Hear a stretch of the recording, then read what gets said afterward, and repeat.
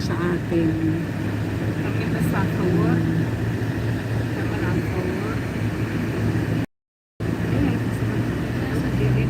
Hindi nila inaano yung binabaliwala nila yung mga asawa nila sa yung mga lalaki iba sa atin, diba? Talagang pinapahalagahan nila yung mga ginagawa ng mga asawa nilang nag-a-abroad.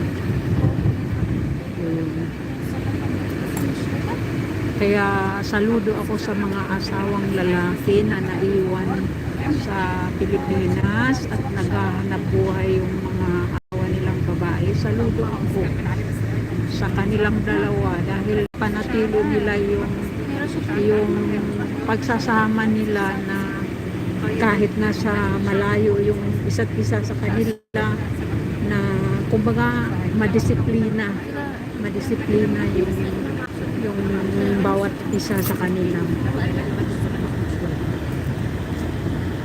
Sis, ingat na lang prepare na ako lunch ng okay, sis Ina, ingat ka rin sa work. Maraming salamat.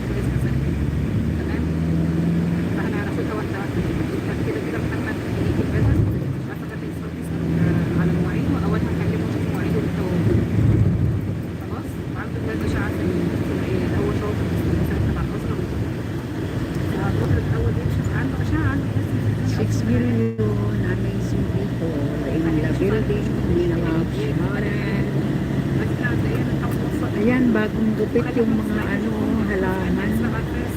Bagong gupit. Wow, bagong gupit. Bagong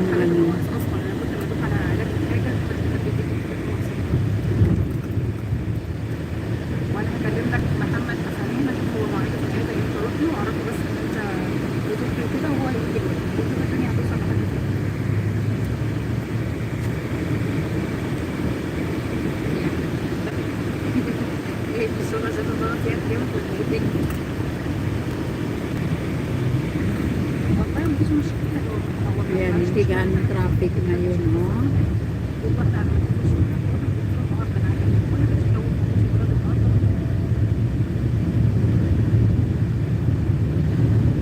We're traveling, going home.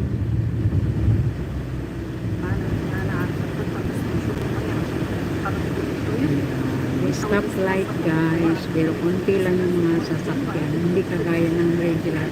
Bukas yan, regular day, regular pasok na sila lahat.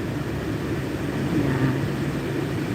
Lalo na yung mga government establishment, yan sila, Friday, Saturday off nila, 2 araw.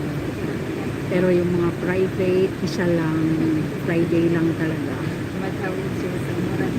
Mayroon naman ibang private na 2 araw din binibigay, kaya lang hindi yung sunod-sunod na araw.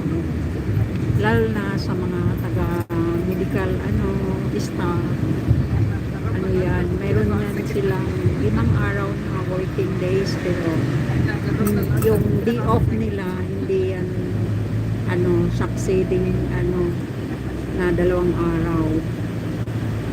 Hiwa-hiwalay yan sa isang linggo, 2 beses kang off, pero hindi yung succeeding days na 2 araw.